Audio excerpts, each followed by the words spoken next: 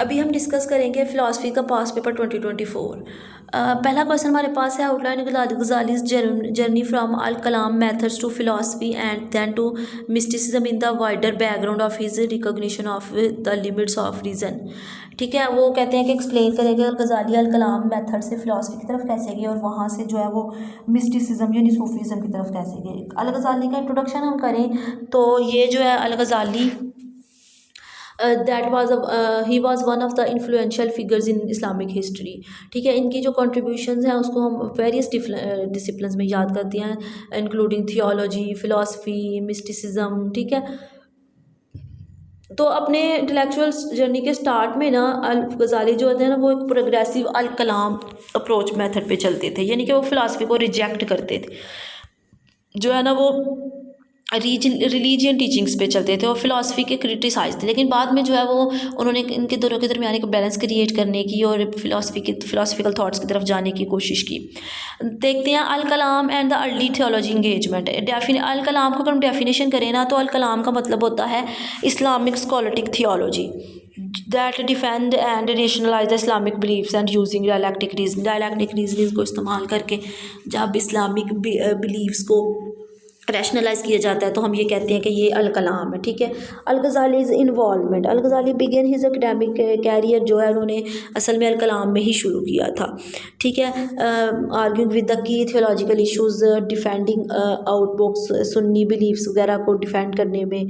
ठीक है, he studied under notable theologians and participate in debates. ठीक है, उसने डिबेट इस्लामिक डिफेंस डॉक्ट्राइन को डिबेट करने के लिए उन्होंने जो उनकी जो स्टडीज़ है ना वो एक्चुअली नोटेबल थियोलॉजिस्ट के अंडर ही हैं।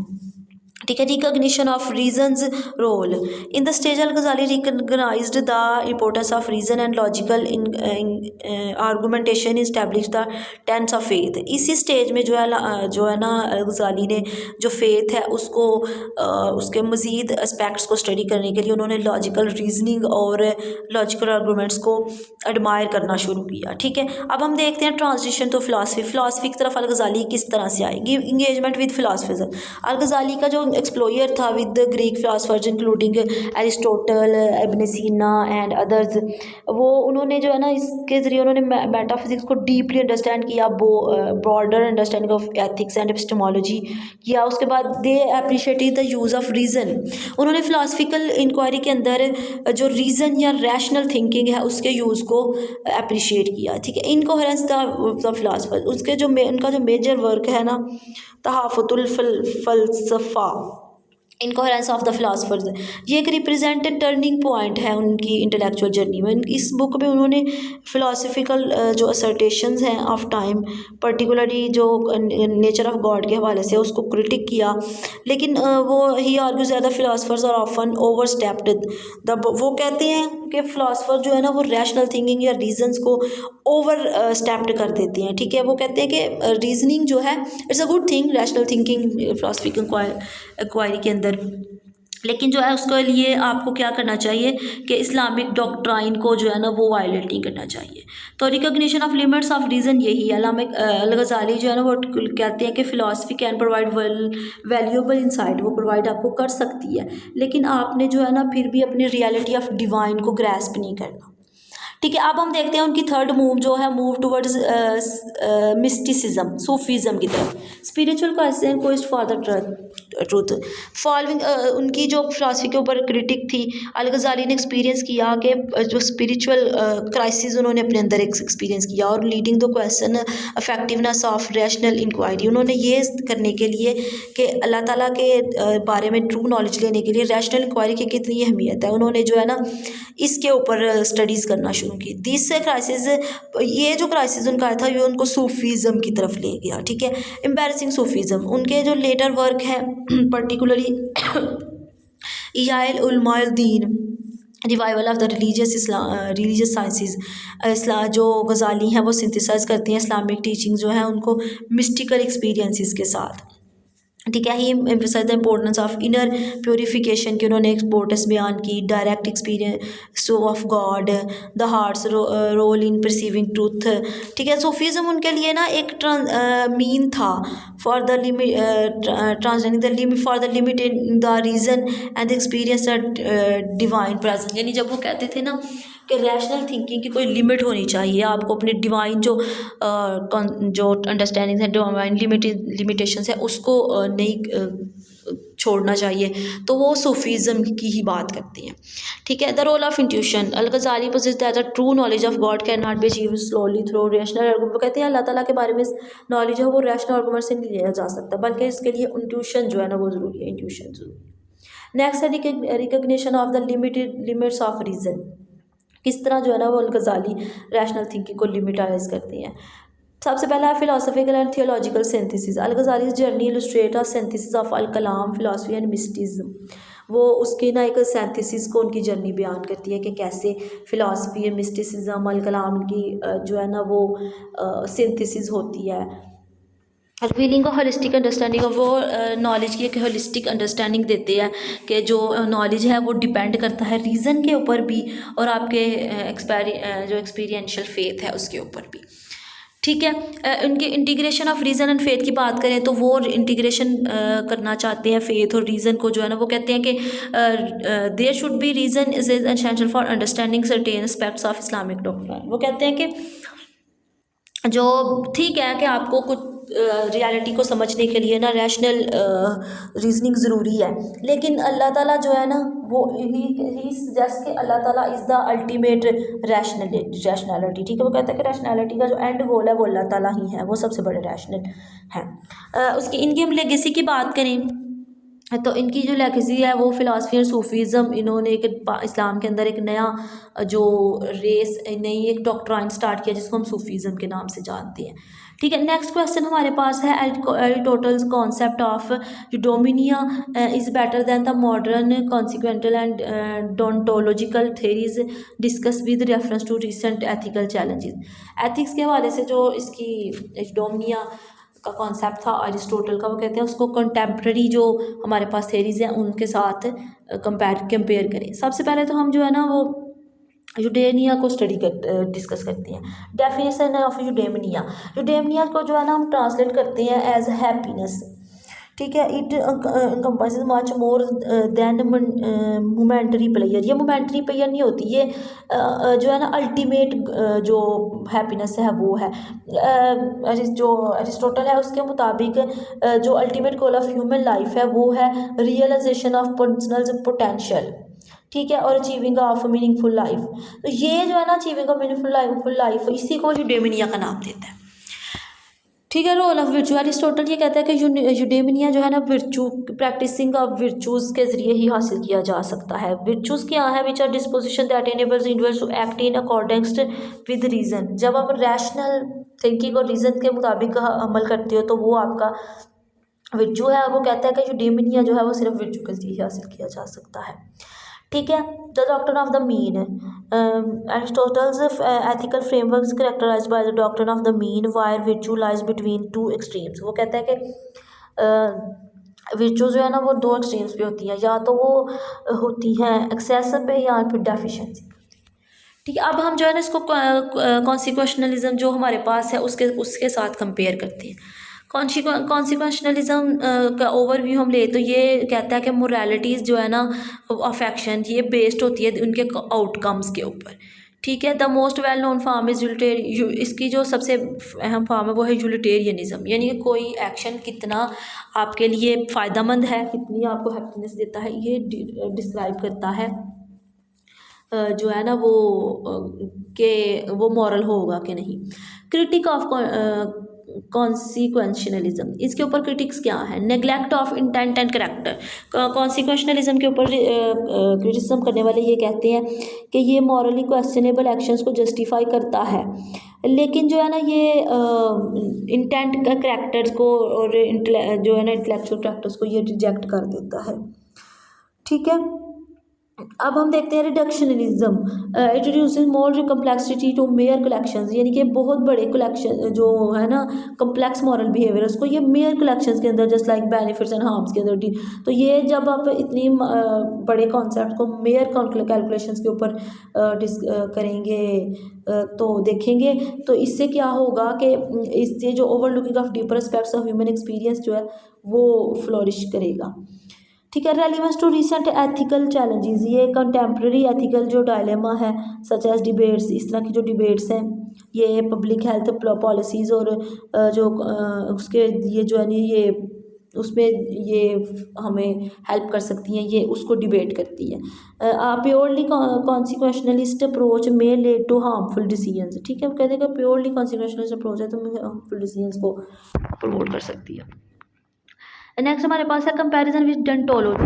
वो जो उसका जो डिमिनिया था उसको हम अब जो है ना वो डेंटोलॉजी के साथ कंपेयर करेंगे। डेंटोलॉजी को अगर हम ओवरव्यू लें तो ये एक डेंटोलॉजिकल एथिक्स जो है ना ये एसोसिएटेड विद इमैनुअल कैंट के साथ ही एसोसिएटेड है। Asserts the action and morally right based to adherence to rules and duties regardless. वो कहते हैं कॉन्सिक्वेंसेस के ऊपर मॉरल जो है मोरालिटी डिपेंड नहीं होती बल्कि रूल्स एंड ड्यूटीज़ के ऊपर होती है। ठीक है, क्रिटिक ऑफ डोंटोलॉजी, इसके हम क्रिटिक करें क्रिटिसिज्म ये है कि ये रिजिड है, इनके जो है ना डोंटोलॉजिकल प्रिंसिपल है वो ओवरली रिजिड है। ठीक है, अब वो सिचुएशन को सिर्फ ड्यूटीज़ के साथ जोड़ सकते हैं, हालांकि आप उसके कॉन्सिक्वेंसेस को भी रिजेक्ट नहीं कर सकते। ठीक है, लेक ऑफ कॉन्टेक्स्ट डेंटोलॉजिकल थेरीज के ऊपर एक ये डिसएग्रीमेंट है उनके साथ, एक क्रिटिसिज्म है कि उनके पास जो ना स्पेसिफिक कॉन्टेक्ट्स नहीं है मॉरल डायलेमास को एक्सप्लेन करने के लिए। ठीक है, अब हमारे पास लास्ट जो है eudaimonia in addressing ethical challenges. Contemporary ethical challenges जो है उसको यूडेमिनिया का कॉन्सेप्ट जो हमें एरिस्टोटल ने दिया था वो कैसे एड्रेस कर सकता है। पहला है हमारे पास होलिस्टिक पर्सपेक्टिव। एरिस्टोटल का जो यूडेमिनिया है ये होलिस्टिक अप्रोच है, ये both moral characters of individuals भी और उनका जो कॉन्टेक्स्ट दे रिएक्शन है दोनों को जो है ना वो ये स्टडी करता है, दोनों के ऊपर फोकस करता है। तो it encourages individuals to cultivate virtues such as compassion wisdom justice, ये इस तरह के वर्चूज़ को जो ये ना प्रमोट करता है। तो इस नतीजे के तौर पे क्या होता है कि हम ज़्यादा थॉटफुल एथिकल डिसीजन ले सकते हैं। ठीक है, रियल वर्ल्ड एप्लीकेशन, अगर हम कंटेम्प्रेरी डिबेट ये जो है ना contemporary debate of ethical issues की बात करें तो उसमें अरिस्टोटल के जो ये कॉन्सेप्ट यूडेमिनिया उसको कैसे इम्प्लीमेंट किया जा सकता है। Aristotle's emphasis on character and virtue encourages stakeholders to consider the broader implication of their actions and to survive for the common good. ये जो अरिस्टोटल का कॉन्सेप्ट है चूँकि वो करैक्टर और वर्च्यू के ऊपर होता है बेस करता है, तो ये स्टेक होल्डर्स को इस काबिल बनाता है कि वो अपने एक्शंस को ज़्यादा ब्रॉडर तरीके से कंसीडर कर सकें और कॉमन गुड के लिए सोसाइटी के कॉमन गुड के लिए काम कर सकें। ठीक है, रिजिलियंस टू एथिकल चैलेंज, जो है ना यूडेमिनिया एथिक्स ये अडॉप्टेबिलिटी एंड रिजिलियंस को जो है ना एथिकल चैलेंजेस के अंदर प्रमोट करता है। It allows for the development of moral characters can navigate complex dilemmas. वो कहता है कि हमें मॉरल करैक्टर्स को जो है ना वो स्टेबल डेवलप करना चाहिए ताकि कम्प्लेक्स जो डायलेमास हैं उनके अंदर भी जो है ना वो हमें जो क्या मिल सके बेहतर कॉन्सिक्वेंसेस मिल सके। ठीक है, तो ये अरिस्टोटल का कॉन्सेप्ट ऑफ यूडेमिनिया था जिसको हमने कंटेम्प्रेरी चैलेंजेस के साथ मैच किया। नेक्स्ट क्वेश्चन है हमारे पास expose the weakness of René Cogito argument outline the influence of Cogito on the later modern philosophy। ठीक है, वो कहते हैं रेने डिकार्ड का जो कॉन्सेप्ट है कॉगिटो एर्गो सम आई, इसका ट्रांसलेट हम इस तरह से करते हैं आई थिंक देयर फोर आई है। इसको वो कहते हैं कि इसको जो है ना मॉडर्न फ़िलासफ़ी को वेस्टर्न फ़िलासफ़ी की फाउंडेशन समझा जाता है। तो it serves as a declaration of self awareness and existence को ये जो है ना वो डिस्क्राइब करता है। तो हमें क्वेश्चन में पूछा गया कि इसकी वीकनेसेस और इसकी जो है ना वो इन्फ्लुएंस को डिस्कस करें। इसकी वीकनेसेस क्या है? Circular reasoning on the main criticism of the cognitive argument के ऊपर जो मेन है कि ये सर्कुलर रीजनिंग है। Descartes begin with the assertion that the act of thinking applies existence but critics argue that the purpose of existence of a self that can think।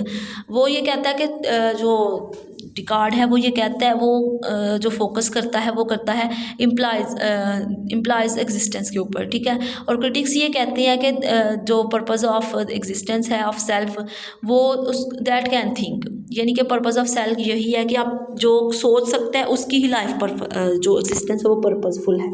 The philosopher David Hume बाद में उसने ये point किया कि the self is not an obvious entity. वो कहता है कि सेल्फ जो है ना वो एक ऑब्वियस एंटिटी नहीं है कि उसको आप सिर्फ जो है ना थिंकिंग के ऊपर एक्सप्लेन कर दें। नेक्स्ट इसके ऊपर जो क्रिटिसिज्म है वो है exclusion of non thinking entities. Cogito agreement के ऊपर ये एक क्रिटिसिज्म है कि ये नॉन थिंकिंग जो है ना एंटिटीज़ नॉन उसको ये इसके अंदर जो ना थिंकिंग की कैपेसिटी जो है ना वो कम है, यानी कि जो ऐसी एंटिटीज जिनके बारे में सोच नहीं सकते, नॉन थिंकिंग है, उसको ये रिजेक्ट कर देता है, ठीक है। However this dichotomy that excludes beings that may exist without rational thought, ठीक है। वो कहते हैं वो चीज़ें जो रैशनल थाट के हवाले से, यानी रैशनल नॉन रैशनल थाट्स के ज़रिए रह रही हैं, तो ये उनको नहीं टच करता, उनको नहीं डिस्क्राइब करता, just like a non human है, ठीक है। नेक्स्ट हमारे पास है the problem of doubt. Descartes जो है ना पॉइंट्स है every act of doubting one's existence is evidence for one's existence. वो कहता है कि हर वो चीज़ अगर किसी की एग्जिस्टेंस में डाउट है तो ये उसकी एग्जिस्टेंस का नतीजा है। वो ये कहता है कि डाउट जो है वो ह्यूमन थॉट्स के अंदर इनहेरेंट है, जब तक किसी चीज़ में डाउट नहीं होगा आप उसको डीपली स्टडी नहीं कर सकते, ठीक है। फिर इसके ऊपर एक और क्रिटिसिज्म है नेग्लेक्ट ऑफ एम्बॉडीमेंट। डिकार्ड्स जो है वो फेमिनिस्टली सेपरेटेड माइंड और बॉडी को उसने सेपरेट कर दिया, और जो डुअलिज्म का कॉन्सेप्ट इसने प्रेजेंट किया था, ठीक है। तो माइंड बॉडी डुअलिज्म जो है ना ये इनको जो अगर हम माइंड बॉडी डुअलिज्म की बात करें तो इग्नोर करता है उस कनेक्टेंट्स को, उस कनेक्शन को जो थॉट और फिजिकल एग्जिस्टेंस के दरमियान पाई जाती है, ठीक है। लेक ऑफ एथिकल कंसिड्रेशंस, इसके ऊपर जो कॉगिटो एग्रीमेंट है डिकार्ड का, उसके ऊपर एक ये है कि ये एपिस्टिमोलॉजिकली तो ठीक है, लेकिन इसके अंदर ना एथिकल डायमेंशंस की कमी है, एथिकल डायमेंशंस को ये सूट नहीं करता।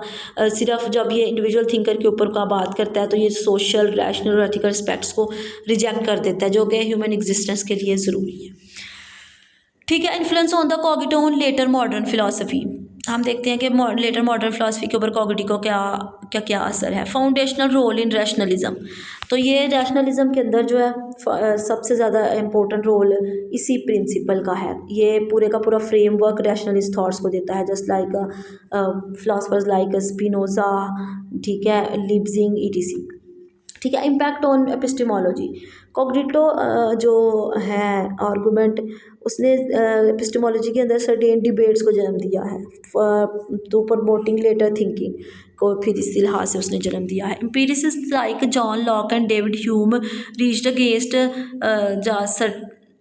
सर्टेजन rationalism emphasizing the experience and observation as the basics of knowledge, ठीक है। तो ये जो है ना ह्यूम जैसे है वो उसकी जो कॉजिशन है और सेल्फ उसके जो कॉन्सेप्ट सेल्फ है वो एक डायरेक्ट रिस्पॉन्स हो सकता है टूवर्ड्स डिकार्ड्स असर्शंस, ठीक है। इन्फ्लुएंस ऑन एग्जिस्टेंशलिज्म, कॉग्निटो जो है वो उसने बड़ा एग्जिस्टेंशलिज्म फिलासफर को बहुत ज़्यादा पॉजिटिवली इन्फ्लुएंस किया, यानी उनको इसके ज़्यादा एम्फेसाइज किया है। जस्ट लाइक हम एग्जांपल लेते हैं स्टार्टर की, जो कि एम्फेसाइज करता है सब्जेक्टिव एक्सपीरियंस ऑफ एग्जिस्टेंस को, ठीक है। Contemporary philosophy and the self, in contemporary philosophy की अगर हम बात करें तो कॉग्निटो जो है ये हमें एक्सटेंसिव डिस्कशन देता है about the nature of self, ठीक है। नेचर ऑफ सेल्फ को स्टडी करने के लिए, उसको अंडरस्टैंड करने के लिए हमें एक डीपर जो है वो फ्रेमवर्क प्रोवाइड करता है। नेक्स्ट है cognitive sciences of and philosophy of mind. Cognito जो है, कॉग्निटो का प्रिंसिपल है, ये इसने discussion cognitive science of philosophy of mind के अंदर जो डिस्कशंस हैं उसको पर्टिकुलरली जो सेल्फ अवेयरनेस की डिस्कशंस है उसको एनरिच कर दिया है, ठीक है। नेक्स्ट क्वेश्चन हमारे पास है critically analyze the Michael Foucault's knowledge is power is different from the common impression knowledge is power, ठीक है। उस पर एक जो फ्रेज़ है, कॉमन फ्रेज़ है नॉलेज इज़ पावर, ये सर फ्रांसिस बैकन ने दी थी। उसने सजेस्ट किया था कि पोजेशन ऑफ नॉलेज जो है ना वो इंडिविजुअल्स को ग्रांट करती है to an ability to exert influence and control, यानी कि जो पावर ऑफ नॉलेज है नॉलेज का रखना एक इंडिविजुअल को इस काबिल बनाता है कि वो जो है ना इन्फ्लुएंस एंड कंट्रोल रख सके इन सोसाइटी। दूसरी तरफ जो हमारे पास मकलर फकलेंट है ना, उसने भी एक बड़ी थ्योरी दी है, उसने एक दी है नॉलेज एंड पावर के हवाले से। ठीक है, तो सोशल फिलोसफर था, ज़्यादातर इसका जो काम है वो इंटरपर्सनल रिलेशन सोसाइटल रिलेशनशिप्स के ऊपर है। ठीक है, फंकलैंड के नज़दीक जो नॉलेज एंड पावर है ना वो इंटरकेटली कनेक्टेड है। ठीक है, but they are not synonyms. जैसे वो बैकन कहता था ना कि वो दोनों एक ही है, नॉलेज पावर है, लेकिन ये कहता है कि दोनों सिनोनिम्स नहीं है, लेकिन दोनों इकट्ठे ऑपरेट करते हैं। ठीक है, इसके फॉकलैंड के कॉन्सेप्ट को समझ नॉलेज पावर को समझने के लिए हम जो है ना इसके कुछ बेसिक कॉन्सेप्ट को समझते हैं। जैसे interpretation of knowledge and power, वो कहता है कि नॉलेज एंड पावर जो है ना वो एक दूसरे के ऊपर डिपेंड करते हैं। ठीक है, रादर देन ये व्यू नॉलेज को as a view of to gain power नहीं देखता, बल्कि ये जो है ना ये देखता है कि जो नॉलेज है is produced with in power relations. ठीक है, पावर रिलेशंस के अंदर ही ये जो कहता है ये इंटरकनेक्टेड है। ठीक है, नॉलेज जो है वो social political and historical context को शेप करता है। ठीक है, power as productive, unlike traditional views के मुकाबले में जो फैकल्ट का व्यू है ना वो उसमें पावर प्रोडक्टिव है। ठीक है, तो ये जैसे कि ये पावर जो आइडेंटिटीज़ को, डिस्कोर्स को, प्रैक्टिसेस विद इन को जो है ना वो शेप करती है, तो प्रोडक्टिव है। जो नॉलेज सिस्टम है ना इसमें जस्ट लाइक मेडिसिन लॉ, ये वो कहता है कि function of mechanism of that power है, यानी कि पावर प्रोडक्टिव है, उसको प्रोडक्टिव बनाने के लिए नॉलेज सिस्टम्स का होना ज़रूरी है। ठीक है, फिर डिसिप्लिनरी पावर एंड सर्विलेंस है, उसका एक वर्क है डिसिप्लिन एंड पनिश, उसकी एक किताब है। ठीक है, उसमें वो इलस्ट्रेट करता है कि कैसे मॉडर्न सोसाइटीज़ जो है ना वो पावर को एक्सरसाइज करती हैं थ्रू सिविलेंस एंड नॉर्मलाइजेशन। ठीक है, तो वो कहते हैं कि नॉलेज जो है ना जस्ट एक collection of facts and figures नहीं है, बल्कि ये ऐसी प्रैक्टिसेस हैं जो कि ह्यूमन बिहेवियर को रेगुलेट और ह्यूमन थॉट्स एंड बिहेवियर को रेगुलेट कर सकें, स्पेशली इन सोसाइटीज़। ठीक है, contrasting the common impression of knowledge is power, इसको वो कैसे कॉन्ट्रास्ट करता है, reductionism of knowledge. The common phrase जो है वो नॉलेज इज़ पावर जो है वो suggest linear and reductionist view को ये जाहिर करती है कि नॉलेज डायरेक्टली जो है ना इंडिविजुअल एम्पावरमेंट की वजह है। ये जो है ना पर्सपेक्टिव, ये कॉम्प्लेक्सिटी ऑफ जो नॉलेज है वो जो कैसे नॉलेज प्रोड्यूस होता है और कैसे ये पावर को स्ट्रक्चर करता है, उसको ये रिजेक्ट कर देता है।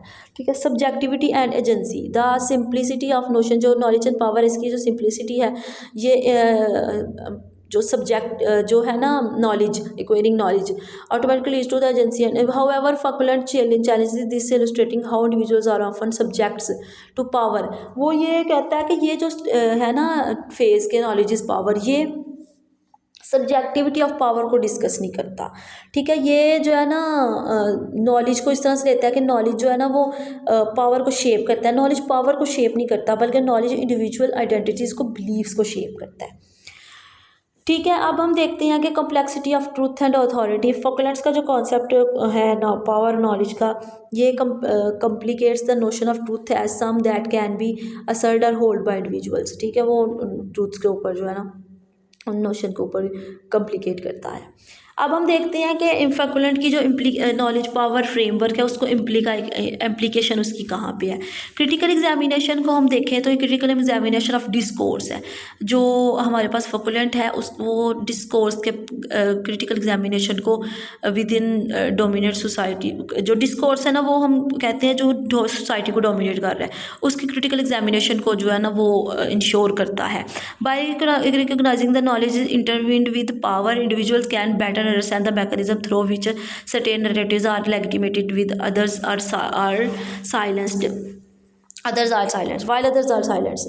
वो ये कहता है कि अगर नॉलेज को आप सही तरह से समझ लें तो वो जो आपके ऊपर चीज़ें जो हैं वो इम्पोज की जा रही हैं उसको ज़्यादा बेहतर तरीके से समझ सकते हो, सिवाय उनके बजाय उनके जो खामोश देखते हैं। नेक्स्ट है हमारे पास इसका जो कॉन्सेप्ट है वो है पॉलिटिकल एक्टिविज्म एंड रेजिस्टेंस।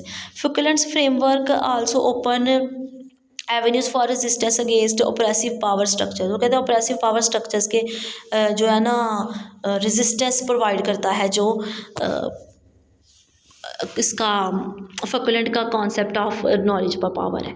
ठीक है, तो ये हमने इसका नॉलेज पावर को हम देख इसके कॉन्सेप्ट को हमने डीपली स्टडी किया है। नेक्स्ट हमारे पास है question, bad faith is permanent risk for consciousness, says Sartre, critically assess the statement in the wider thought of Sartre. Sartre ने कहा था कि जो बैड फेथ है वो परमानेंट रिस्क फॉर कॉन्शियसनेस के लिए, ज़मीर के लिए वो परमानेंट रिस्क है।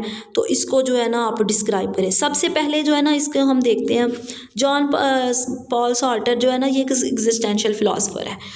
ठीक है, तो ये explore the concept of bad faith को जो है ना as a fundamental aspect of human consciousness वो डिस्क्राइब करते हैं। सबसे पहले हम देखते हैं कि बैड फेथ से क्या मुराद है, अंडरस्टैंडिंग द बैड फेथ। इसकी हम डेफिनेशन करें तो बैड फेथ जो है ना arises when individual deny their inherent freedom and responsibility. वो कहते हैं कि जब बैड फेथ तब होता है जब इंडिविजुअल जो हैं वो अपनी इनहेरेंट फ्रीडम और रिस्पॉन्सिबिलिटी को रिजेक्ट कर देते हैं, डिनाई कर देते हैं कि चूजिंग इंस्टेड, और इसके मुकाबले में वो अडॉप्ट फॉल्स आइडेंटिटीज़ को चूज़ कर लेते हैं।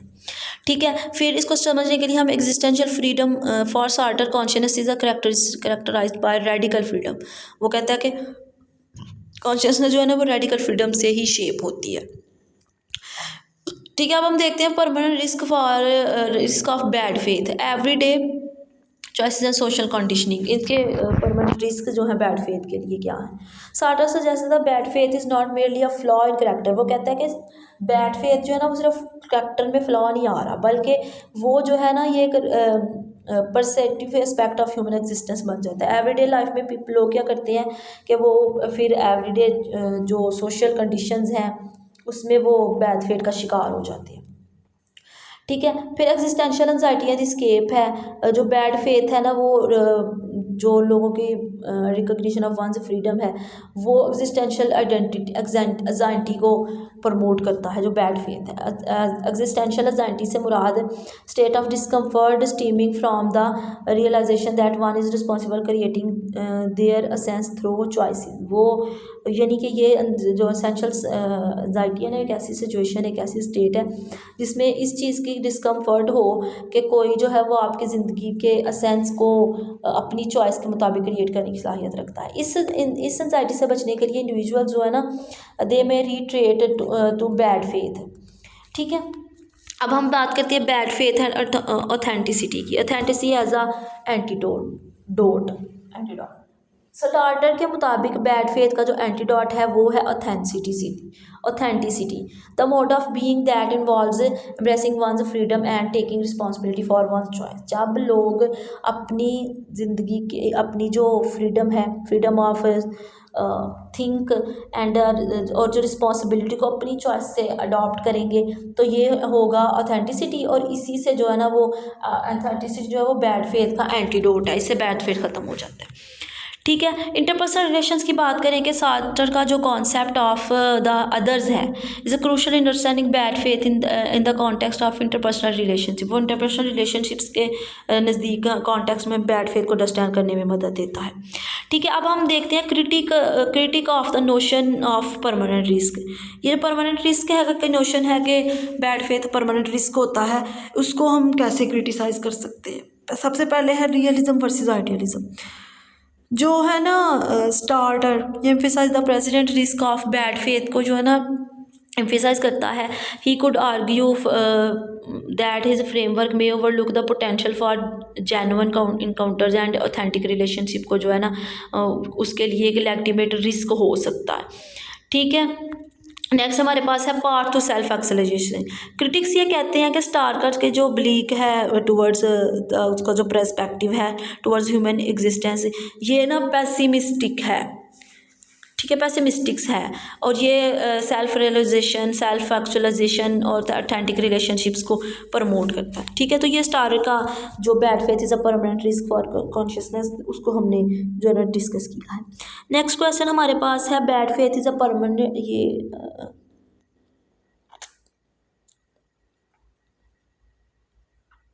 नेक्स्ट क्वेश्चन हमारे पास है world history is unfolding the spirit of time says Hegel. Hegel की एक वो है कोटेशन है, world history is unfolding of the spirit of time. वो कहते हैं इसको एक्सप्लेन करें। ठीक है, इसको एक इनका कॉन्टेक्स्ट बनाएं कैंट फिलॉसफी के साथ। ठीक है। जो विलियम फ्रेडरिक हैगल है, it's one of the influential philosophers of 19th century, और ये जो है ना प्रपोज करता है कि वर्ल्ड जो है, world history is a representation of unfolding of absolute spirits through time, यानी टाइम के साथ साथ जो एब्सोल्यूट स्पिरिट्स हैं, एब्सोल्यूट जो हमारे पास प्रोसेसेस हैं, उनकी अनफोल्डिंग का नाम ह्यूमन हिस्ट्री है। ठीक है, तो इनके इसके कॉन्सेप्ट को हम समझते हैं, हैगल्स कॉन्सेप्ट ऑफ वर्ल्ड हिस्ट्री। इसमें डायलैक्टिक प्रोसेस आता है। हैगल्स की जो फिलॉसफी है इस रूटिंग वो डायलैक्टिक मेथड में रूट करती है।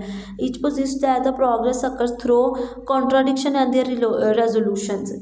इन Hegel's view history is not a random collection of, वो कहता है कि हिस्ट्री जो है वो एक रैंडम कलेक्शन ऑफ इवेंट्स नहीं है, बट कि एक रैशनल प्रोसेस है जहाँ पे स्पिरिट्स जो है ना वो अपने आप को मैनिफेस्ट करती हैं। और ये जो है ना वो एक्चुअली एक स्ट्रक्चर ऑफ थीसिस, एंटीथीसिस और सिंथेसिस के ज़रिए ये हिस्ट्री जो है वो अनफोल्डिंग ऑफ रियलिटी है।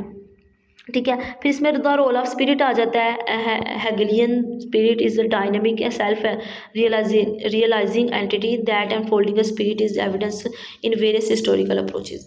वो ये कहता है कि पॉलिटिकल डेवलपमेंट्स के अंदर, कल्चरल, सोशल, और इसके अंदर जब आप सेल्फ रियलाइजिंग एंटिटीज़ को स्टडी करते हो ना, तो ये एक जो है ना हिस्ट्रिकल अप्रोच, जो आप इस तरह से कह लो कि जो ये अनफोल्डिंग ऑफ स्पिरिट है, जब आप सेल्फ रियलाइजेशन पे अमल करते हो तो अनफोल्डिंग ऑफ फीलिंग है, ये एक्चुअली एक वेरियस ही हिस्टोरिकल इपोज है, यानी वेरियस रिप्रेजेंटेशन है। वो ये कहता है कि हिस्ट्री की हर स्टेज जो है ना वो ही फ्रीडम एंड सेल्फ कॉन्शियस के ऊपर बेस करती है। ठीक है, फिर इसकी हम जो है ना बात करते हैं हिस्टोरिकल नेसेसिटीज़ की। Hegel accepts that history is necessary and rational. वो कहता है हिस्ट्री नेसेसरी भी है स्टडी करना और रैशनल भी है, लेकिन हर जो इवेंट है वो it contributes to rationalisation of the absolute spirit की रैशनलाइजेशन के हवाले से हिस्ट्री को स्टडी करना चाहिए। ठीक है, फिर हम देखते हैं कैंट्स की क्रिटिकल फिलॉसफी क्या है। ये कैंट की फ़िलासफ़ी जो है ना, ये कैंट की फ़िलासफ़ी यानी हेगल्स जो है ना वो के मुकाबले में कैंट की फ़िलासफ़ी जो है ना ये हिस्ट्रिकल प्रोग्रेसिस को जो है ना का एक इस तरह से व्यू देती है कि ये जो है ना कैंट की फ़िलासफ़ी ये ह्यूमन रीजनिंग के ऊपर लिमिटेड है। ठीक है, ये कहती है कि ये कैंट कहता है कि कोई भी फिनोमिना जो है ना वो ये उसको स्टडी करने के लिए हमें अपनी अपनी अंडरस्टैंडिंग है उसको अल्टीमेट रियलिटी की तरफ लेके आना पड़ेगा। ठीक है, मॉरल फिलासफी की बात करें तो कैंट की जो मॉरल फिलासफी है वो आर्टिकुलेटेड है, वो फोकस करती है on the autonomy of individuals and the role of rationality in moral decision making के ऊपर वो फोकस करती है। और जो है ना वो कॉन्सेप्ट ऑफ कैटेगरी इम्पेरेटिव उसने इंट्रोड्यूस करवाया था। टियोलॉजी एंड एथिक्स, हैगल की जो फिलासफी है वो viewed history as a rational process. ठीक है, वो इस रैशनल प्रोसेस के तौर पे देखती है leading to the realisation of freedom, जो हैगल है कहता है। जबकि कैंट ये कहता है कि ये जो कैंट की जो है ना थेरी वो मोर फोकस करती है इंडिविजुअल मॉरल एक्शंस पे, यानी कि हैगल ये कहता है कि हिस्ट्री है वो एक रैशनल प्रोसेस है जो रियलाइजेशन ऑफ फ्रीडम को एक्सप्लेन करती है, जबकि कैंट कहता है कि इस focus is on moral actions. ठीक है, आप देखते हैं कॉन्ट्रास्टिंग हैगल एंड कैंट के वर्क में क्या डिफरेंस है। सबसे पहले तो historical progress and moral agency है। जो हैगल का आइडिया है वो ये है कि हिस्ट्री जो कि अनफोल्डिंग ऑफ स्पिरिट्स है, तो हिस्ट्री वो एजेंट है जो मोरालिटी को काज करता है, जबकि कैंट का ये कहना है कि इंडिविजुअल मॉरल एजेंसीज हैं, यानी कि जो एथिक्स हैं वो इंडिविजुअल्स के अपने चॉइसेस हैं ना कि हिस्ट्री के। ठीक है, नेक्स्ट हम बात करते हैं डायलैक्टिक्स एंड क्रिटिकल थिंकिंग का। जो हैगल है वो डायलैक्टिक मेथड को प्रमोट करता है और जो कैंट है वो क्रिटिकल थिंकिंग को। ठीक है, so that's all was comparison between Hegel and Kant. Next हमारे पास जो लास्ट क्वेश्चन है वो है short notes on selected topics. Ought I implies can. ठीक है, जो एक प्रेमिस है ऑट आई इम्प्लाइज कैन, इसको एट्रीब्यूट किया जाता है इमैनुअल कैंट के हवाले से। ठीक है, it asserts that it is if someone is morally obligated to perform an action then it must be possible for them to perform that action. वो कहता है कि अगर किसी के पास जो मोरालिटी है उसके पास एक चीज़ की एक्सप्लेनेशन है कि ये एक्शन परफॉर्म करना चाहिए, तो इसको पास उसी से रिलेटेड दूसरे एक्शन की भी होनी चाहिए। जस्टिफिकेशन होनी चाहिए। ये प्रिंसिपल जो है ना, ये एथिकल डिस्कशंस के अंदर बहुत ज़्यादा इंपॉर्टेंट है। इसके कुछ ना हम कैपेबिलिटीज़ को देख लेते हैं, कुछ मेजर एस्पेक्ट्स को देख लेते हैं। सबसे पहला है मॉरल रिस्पॉन्सिबिलिटी। ये आइडिया सजेस्ट करता है मॉरल रिस्पॉन्सिबिलिटी को कि वह कॉन्टिनेंटल एबिलिटी है टू फुलफिल आवर ड्यूटी। ठीक है, फिलोसफिकल इम्प्लीकेशंस की बात करें तो ये प्रिंसिपल जो है ये important questions such as free will, moral obligations, nature of ethical duties, इन सबको जो है ना वो चैलेंज करता है ये वाला जो टर्म है। ठीक है, नेक्स्ट हमारे पास पार्ट 2 में है रीज़न एंड रिलेटिविज्म इन एवेरस। एवेरस मतलब इब्न रुश्द। ये it was a medical Islamic philosopher जो है ना, इसके हवाले से हम बात करेंगे कि रीज़न और रेवोल्यूशन के हवाले से इसका क्या कॉन्सेप्ट्स हैं। सबसे पहले तो हम देखते हैं कि इसका फिलॉसफी एंड फेथ। एवरेस्ट जो है ना वो ये कहता है कि रीज़न और रेवोल्यूशन जो है वो कॉन्ट्राडिक्टरी नहीं है, बल्कि वो कम्प्लीमेंट्री सोर्सेज ऑफ नॉलेज है, दोनों ही। ठीक है, फिलॉसफी भी और वो ये बिलीव रखता है कि जो रीज़न है और जो रेवोल्यूशन है, यानी रीज़न मतलब कि फिलोसफिकल थाट्स और रेवोल्यूशन जो डिवाइन गाइडेंस है, वो कहता है कि ये they have their respective roles in understanding truth. ठीक है, वो कहते हैं दोनों अपना अपना रोल अदा करते हैं ट्रूथ को अंडरस्टैंड करने के लिए। The role of reason, Averroes जो है ना वो वो कहता है reason plays a rational thinking, या reason plays a crucial role in interpreting understanding religious text. पता है कि रिलीजियस टेक्स्ट को समझने के लिए, रिलीजियस टीचिंग्स को समझने के लिए हमारे पास रीजंस का होना या रैशनल बिलीव्स का, रैशनल थॉट्स का होना ज़रूरी है। ठीक है, अब हम क्रिटिसिज्म इसके ऊपर करें तो ये इसको जो है ना वो इस्लामिक स्कॉलर्स के हवाले से काफ़ी ज़्यादा क्रिटिसिज्म का सामना करना पड़ा रहा है, क्योंकि उसका जो काम है वो वेस्टर्न और इस्लामिक थॉट्स के ऊपर है, यानी कि उसके ऊपर उसने इस्लामिक जो है ना दोनों को कंबाइन करने की कोशिश की है। इसके हम लेगेसी की बात करें तो स्पेशली जो वेस्टर्न थॉट्स हैं उनके ऊपर इसका बहुत गहरा असर है। थर्ड हमारे पास है limits of Rawls difference principle. John Rawls उसका डिफरेंस प्रिंसिपल है, कंटेम्प्रेरी थ्योरी ऑफ जस्टिस। ठीक है, उसके थ्योरी का नाम है थ्योरी ऑफ जस्टिस। ये जो थ्योरी है ये states the social and economic inequalities are only justified if they benefit at least advantages members of society. वो कहता है कि किसी जगह पे, किसी सोसाइटी में अगर सोशल इनक्वालिटीज़ या सोशल इकोनॉमिक इनक्वालिटीज़ पाई जाती हैं तो सिर्फ उस सूरत में जस्टिफाई की जा सकती हैं जब वो ओवरऑल मेंबर्स को फ़ायदा दे रही हों। ठीक है, इट हैज़ इसमें कुछ जो है ना ये इसका जो थ्योरी है इसके कुछ लिमिटेशंस है, हम वो देख लेते हैं। Equality and equity, one limitation जो है वो difference principle is it's focus on inequalities rather than the phenomenal of absolute equality. वो कहता है कि ये जो है ना इनक्वालिटीज़ के ऊपर फोकस करता है, इसकी जो स्टडी है वो इक्वालिटीज़ के ऊपर है, ये इक्वालिटी या क्वालिटीज़ के ऊपर जो है ना यानी पॉजिटिव टॉपिक्स के ऊपर ये डिस्कस नहीं करता। फिर इसकी प्रैक्टिकल इम्प्लीकेशन की बात करें तो प्रैक्टिकल एप्लीकेशन जो है इस प्रिंसिपल की वो बहुत चैलेंजिंग है। ठीक है, determining what constitutes a benefit for at least advantages can be subjective and context dependent. Furthermore, it led to justification of policies that prioritize economic growth। यानी कि वो जो पॉलिसीज़ हैं इकोनॉमिक ग्रोथ करने के लिए उनको अगर हमने जस्टिफाई करना हो तो हम इस प्रिंसिपल का यूज़ कर सकते हैं। ठीक है, neglecting other aspects of justice, के ऊपर बहुत बड़ा क्रिटिसिज्म ये है कि ये जस्टिस के दूसरे सिर्फ इकोनॉमिक इनइक्वालिटीज़ तो जस्टिस में नहीं आती, और भी बहुत सी चीज़ें आती हैं, पॉलिटिकल इनइक्वालिटीज़ आती हैं, कल्चरल, सोशल। तो इसके ऊपर क्रिटिसिज्म ये है कि ये बाकी सारे एस्पेक्ट्स को जो है ना निगलेक्ट कर देता है। कंटेनियन अंडरपिनिंग्स, सम क्रिटिक्स कुछ ये करते हैं कि स्टेम रॉल्स का जो है ना प्रिंसिपल वो असल में कंटेनियन इन्फ्लुएंसेस है, तो वो ये इस तरह से suggesting that his focus on fairness may not be fully account for complexity of human. वो कहते हैं ह्यूमन रिलेशनशिप और सोशल इंट्रैक्शन को डिफ़ाइन करने के लिए हमारे पास ये प्रिंसिपल जो है ना कि आप इनइक्वालिटीज़ को स्टडी करें वो एक कम्प्लेक्स या मुकम्मल या कंप्लीट जो हमारे पास क्राइटेरिया नहीं होगा। So that was all about past papers.